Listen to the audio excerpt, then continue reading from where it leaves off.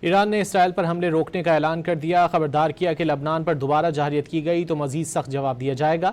ایرانی قائم مقام وزیر دفاع کا کہنا ہے کہ جارحوں کو سزا دینے کا سلسلہ جاری رہے گا۔ ایران نے جنگ بندی کی حالیہ خلاف ورزیوں کا ذمہ دار بھی امریکہ کو قرار دے دیا۔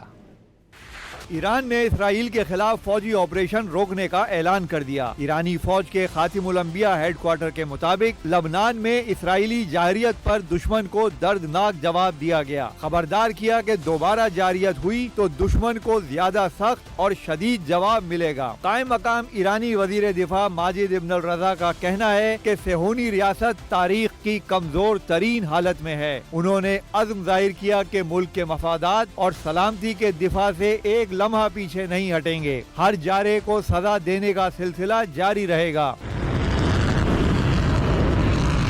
ایران نے حالیہ جنگ بندی کی خلاف ورزیوں کا ذمہ دار بھی امریکہ کو قرار دیا۔ ترجمان ایرانی وزارت خارجہ اسماعیل بقائی نے تہران میں پریس کانفرنس کرتے ہوئے کہا کہ امریکہ حالیہ جنگ بندی کی خلاف ورزیوں کا براہ راست ذمہ دار ہے۔ امریکہ کے ساتھ بد اعتمادی کے باوجود پیغامات کا تبادلہ جاری ہے۔ اسماعیل بقائی نے کہا کہ امریکی عشیر بعد سے ہی اسرائیل جارحیت کر رہا ہے، جنگ بندی کی مسلسل خلاف ورزیوں پر خاموش نہیں رہ سکتے۔ واضح کیا کہ جنگ بندی کے پابند تھے لیکن اسرائیل نے خلاف ورزی کی۔ امریکہ اور اسرائیل کی نیت پر پہلے ہی شک تھا۔